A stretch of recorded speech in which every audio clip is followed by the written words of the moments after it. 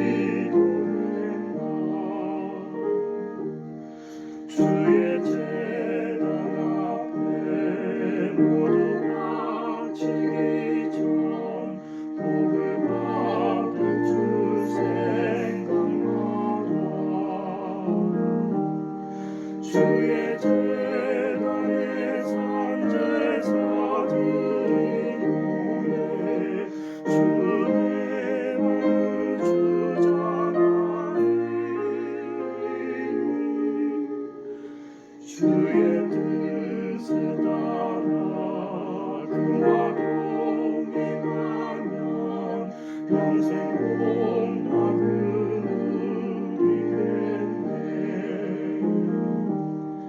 주의 밝은 빛에 항상 활동하며 선한 사업 힘쓰겠나. 자유 얻으려면 주의 뜻을 따라 너의 모든 것 희생하라. 주의 제단에 산 제사 드린 후에 주의 몸을 주장하리. 주의 뜻을 따라 그와 동행하면 평생 복락을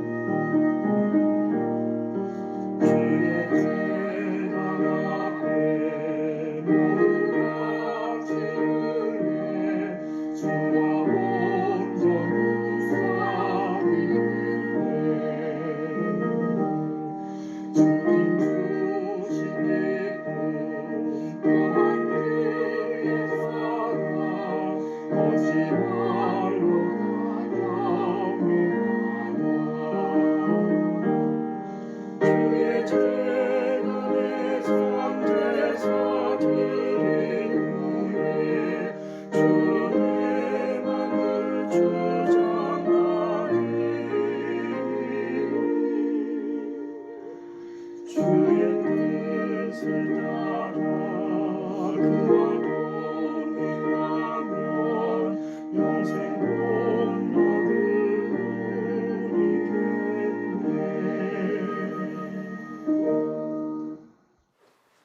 성경 말씀은 히브리서 5장 1절에서 10절입니다. 대제사장마다 사랑 가운데서 택한 자이므로 하나님께 속한 일에 사람을 위하여 예물과 속죄하는 제사를 드리게 하나니 그가 무식하고 미혹된 자를 능히 용납할 수 있는 것은 자기도 연약에 휩싸여 있음이라. 그러므로 백성을 위하여 속죄제를 드림과 같이 또한 자신을 위하여도 드리는 것이 마땅하니라. 이 종기는 아무도 스스로 취하지 못하고 오직 아론과 같이 하나님의 부르심을 받은 자라야 할 것이니라.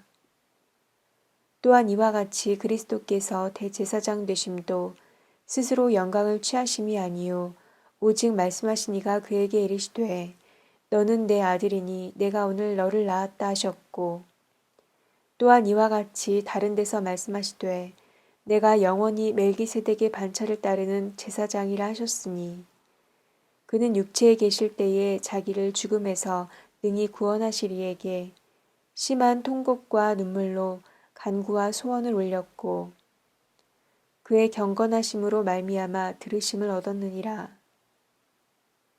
그가 아들이시면서도 받으신 고난으로 순종함을 배워서 온전하게 되셨은즉 자기에게 순종하는 모든 자에게 영원한 구원의 근원이 되시고 하나님께 멜기세덱의 반차를 따른 대제사장이라 칭하심을 받으셨느니라. 이것은 하나님의 말씀입니다.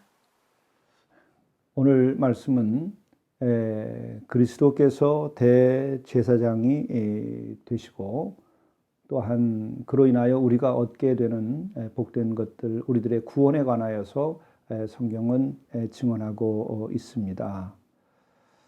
5장 1절의 말씀입니다. 세 번역으로 봉독을 하겠습니다.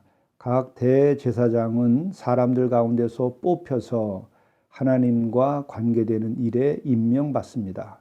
그리하여 그는 사람들을 위하여 예물과 속죄의 희생 제사를 드립니다.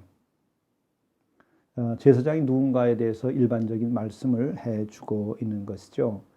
이 중에서 우리가 기억해 둬야 할 만한 것은 대제사장은 두 가지 예물과 속죄의 희생 제사를 드린다고 하는 것이죠.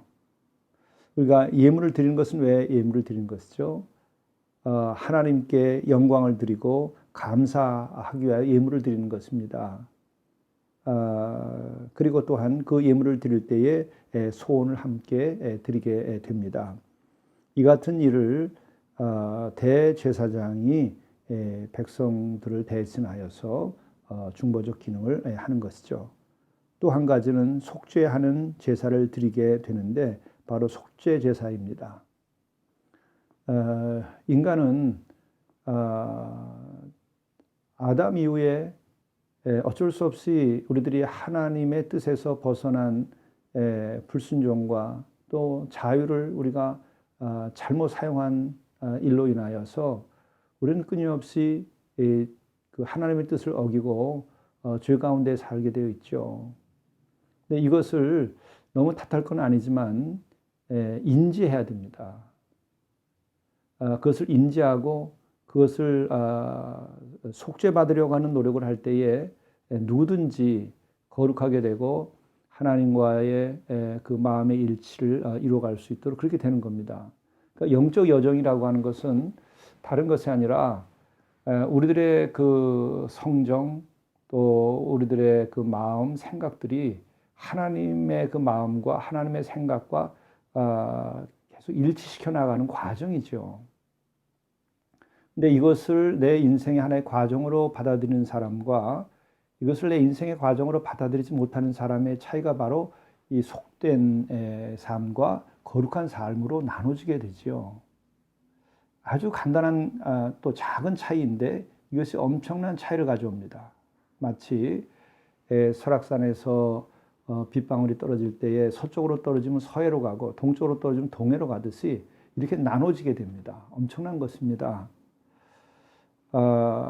그런데 지금 현대인들은 속죄라든지 죄 뭐 이런 것에 대해서 너무 간과하고 이것을 귀찮게 생각하는데 그로 인하여 결국 인간은 깊이를 상실하고 또 물질적인 존재로 전락해버리고 말죠.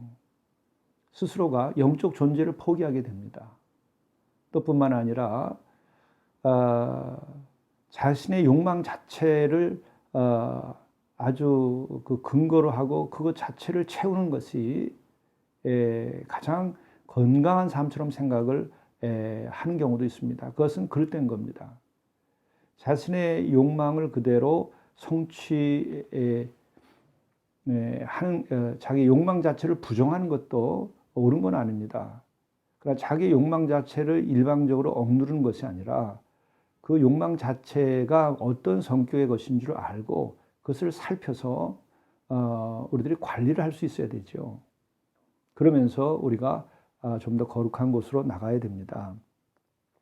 그런데 과거에는 바로 우리들이 지은 죄에 대하여 제사장이 역할을 한 것은 속죄 제사를 드림으로써 죄를 사해주는 기능을 했고, 또한 인간이 하나님께 예물을 드리는 것은 어떤 일일까? 하나님이 없어서 예물을 드리는 것일까요? 그런 것이 아닙니다. 우리가 정말 그 감사할 때에 우리가 거룩해집니다. 우리가 진정으로 감사할 때에 우리가 행복해집니다. 우리가 진정으로 감사하며 하나님께 영광을 드릴 때에 우리 자신들이 그 거룩한 곳을 향하게 됩니다. 그렇기 때문에 우리들이 예배를 드린다든지 예물을 드린다든지 하는 일들은 우리를 위한 일입니다. 바로 이것이 예전에는 대제사장을 두고 그런 제사의 행위 속에서 이게 이루어졌었죠. 이 말씀이 오늘 나오고 있는 것이고요. 그리고 이제 대제사장일지라도 어떠냐 하는 것을 가지고 그가 중요한 역할을 함을 말합니다. 뭐냐면 대제사장도 자기도 연약함에 휘말려 있으므로 그릇된 길을 가는 무지한 사람들을 너그러이 대할 수 있습니다. 이런 얘기가 나오고 있습니다. 대제사장도 자기를 돌이켜보면 인간이기 때문에 자기 연약함이 있죠. 부족함이 있습니다. 또 몸의 연약함도 있는 것이고 그걸 통해서 다른 인간들을 이해할 수 있어요. 내 자신을 성찰하면서 내 자신의 부족과 죄를 발견을 함을 통해서 타인을 이해할 수 있습니다. 또 내 자신의 부족을 내가 더 철저하게 내가 살피고 성찰하고 또 그것을 극복하려고 노력하는 사람은 타인에 대한 이해 혹은 인간에 대한 이해가 깊어집니다. 그렇기 때문에 훌륭한 스승과 영적 지도자들은 누구보다도 더 자기의 한계와 부족을 아는 사람들이고 알을 통해서 그렇게 훌륭한 역할을 할 수 있게 되는 것입니다.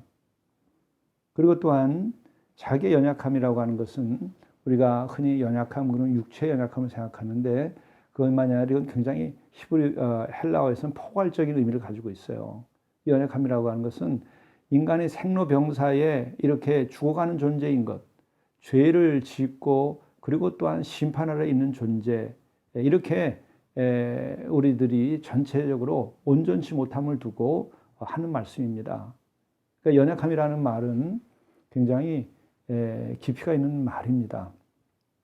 그래서 바로 인간 자기 자신의 연약함을 알고 있고 그래서 대제사장도 다른 이들의 상황을 잘 이해하고 있다. 그래서 또한 그들이 제사장의 역할을 또한 잘 할 수 있게 된다 하는 말씀이 들어 있는 거죠. 그러면서 이제 바로 대제사장이신 예수 그리스도에 대한 말씀이 나옵니다. 이 히브리서에서는 예수님을 대제사장에 비유를 해요. 그럼 왜 그럴까? 히브리인들을 향해서 예수님을 설명해 주려고 하니까 그렇게 한 겁니다. 히브리인들에게 있어서, 유대인들에게 있어서 가장 거룩하고 훌륭하고 또 중보적 역할을 하는 일들은 대제사장이었습니다. 어떤 왕보다도 더 귀하게 생각하는 것이 대제사장이었습니다. 그래서 바로 그리스도께서 대제사장이 되었는데 이전의 대제사장들이라고 하는 것은 번갈아 돌아가면서 하고 또 그들은 이 동물을 통해서 제물을 통해 가지고 속죄의 역할을 했지만 예수 그리스도께서는 대제사장 되셨는데 어떤 분이냐 하는 말씀을 해주고 있습니다. 예수 그리스도께서는 대제사장 되심도 스스로 영광을 취하심이 아니요 오직 말씀하시니가 그에게 이르시되 너는 내 아들이니 내가 오늘 너를 낳았다 하셨고 라고 되어 있습니다. 그러니까 예수 그리스도께서 대제사장이 된 것은 스스로 그렇게 하려는 것이 아니라 그것은 하나님께서 친히 말씀하셨다는 거예요. 내 아들이다. 내가 오늘 너를 낳았다. 이렇게 그러니까 적자다 이렇게 하는 것이죠. 이렇게 친히 하나님께서 말씀하심으로 대제사장이 되었다는 거죠. 이전의 대제사장은 그렇게 아들 된 자로서의 대제사장이 아닙니다. 그렇죠? 연약함을 가지고 있는 죄인 가운데 한 사람이지만은 그 가운데서 뽑혀서 대제사장이 된 거죠. 그러나 예수께서는 그와 같은 대제사장이 아니라 정말 하나님의 아드님으로서 세상에 오셨는데 그분이 대제사장의 역할을 하신 것이다. 그래서 그 예수님을 통하여 우리들이 대제사장 된 예수님을 통해서 우리들이 얻게 되는 것은 정말 완전한 속죄함을 우리가 얻을 수 있게 되는 거죠. 그분 스스로가 속죄의 제물이 되어서 완전한 속죄의 제사를 드려 주신 것입니다. 이렇게 이제 설명을 하면 유대인들은 바로 우리가 오늘 이해하는 것보다 더 잘 이해하게 되었던 겁니다. 그리고 또한 예수께서 오늘 예수를 설명하시면서 오늘 여기서 굉장히 중요한 걸 말씀하시는데 뭐냐면 8절에 그가 아들이시면서도 받으신 고난으로 순종함을 배워서 온전하게 되셨은즉 자기에게 순종하는 모든 자에게 영원한 구원의 근원이 되시고 또 하나님께 멜기세덱의 반차 이것은 계통을 따라서 대제사장이라 칭하심을 받으셨느니라 이렇게 얘기합니다. 여기서 하나님의 아들이시니까 그냥 구원을 한 것이 아니고 고난을 받고 대가를 치르셨다는 거예요. 친히. 그러니까 이것이 두 가지 측면을 생각하게 됩니다. 하나는 하나님께서는 정말 당신이 세워놓은 이 우주의 법칙, 섭리를 그대로 지키시고 있는 겁니다. 왜냐하면 죄를 졌으면 대가는 받게 되는 거죠. 씨를 뿌렸으면 그 결과가 오는 겁니다. 이것을 부정하시지 않는 거예요. 하나님의 법 아래서 모든 게 진행된 거죠. 구원이. 그래서 예수께서도 고난을 아드니시만 받았고 또 고난을 받는데 오늘 중요한 단어가 나오죠. 어제도 그랬듯이 순종이라는 말이 나오는 거예요. 순종이라는 말이 나오는 겁니다. 이 히브리서에서 강조되는 말 중에 하나고 또 뭐 성경 전체도 그렇습니다만은 이 순종의 말씀이 많이 나와요. 그것은 우리가 제일 어려운 겁니다. 순종하는 것이.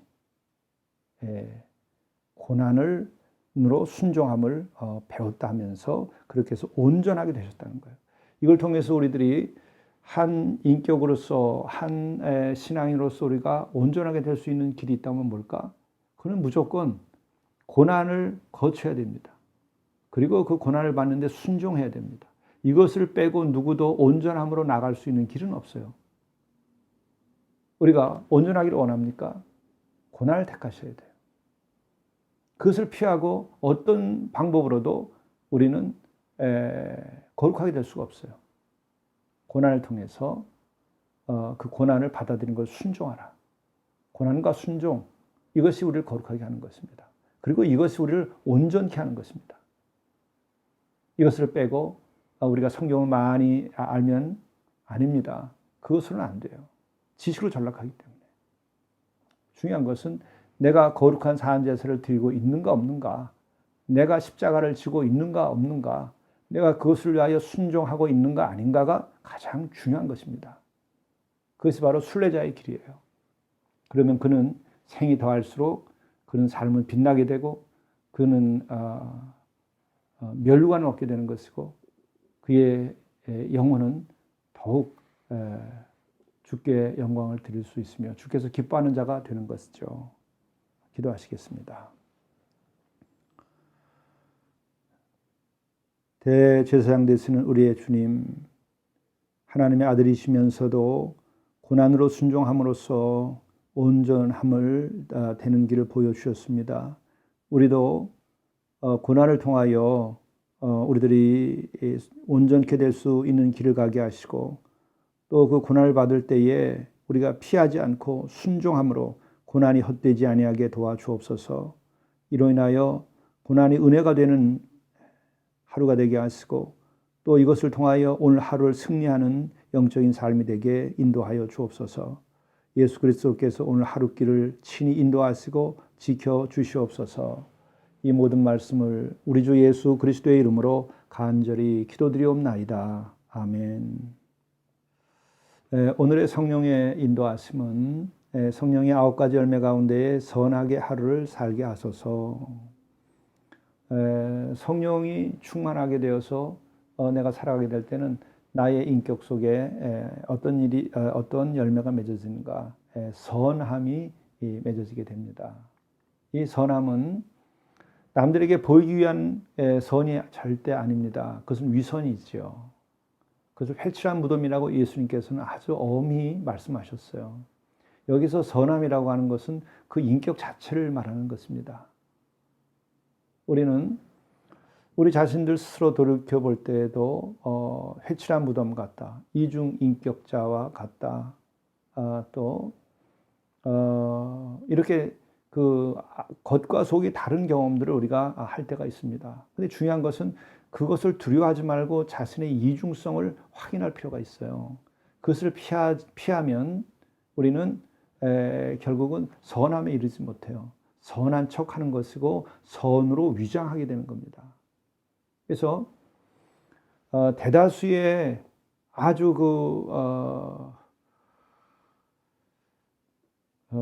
나쁜 일들을 많이 하는 사람들, 그들은 만났을 때 가장 선하게 보여요. 사기꾼 치고 선한 말 하지 아니하는 사람이 아무도 없습니다. 그렇기 때문에 우리는 선으로 위장하지 않도록 노력을 해야 돼요. 그럴 수 있는 방법은 뭐냐? 우리가 기도하고 회개하여서 성령의 열매를 맺어야 됩니다. 예수께서도 젊은이가 찾아와서 선한 선생님이요 라고 할 때에 왜 나를 선하다 하느냐? 하나님 아버지밖에 어느 선한 분이 없으시다 이렇게 얘기를 하시는데 그때 왜 그런 말씀하셨을까? 여러 가지 상상할 수가 있죠. 그것은 우선 예수님에 관하여서 어떤 그 껍데기만 보고 하는 얘기일지 아니면 예수님을 제대로 보지 못하고서 얘기하는 것일 수도 있어요.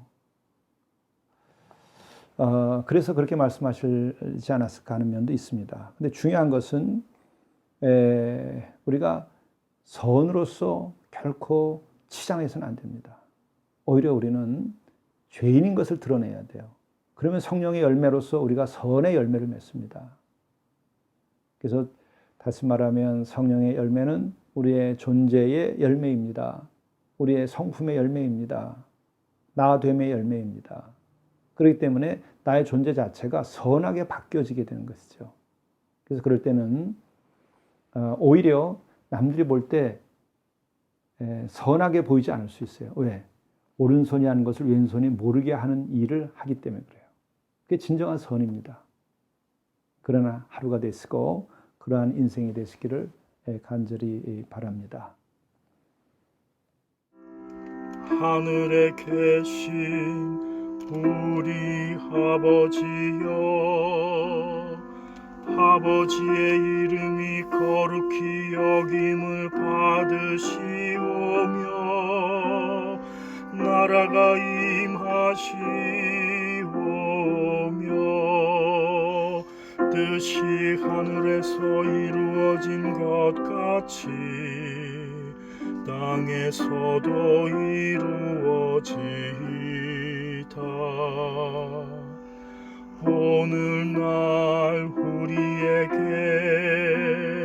일용할 양식을 주시옵고 우리가 우리에게 죄 지은 자를 사하여 준 것 같이 우리 죄를 사하여 주시옵고 우리를 시험에 들게 하지 마시옵고 다만 악에서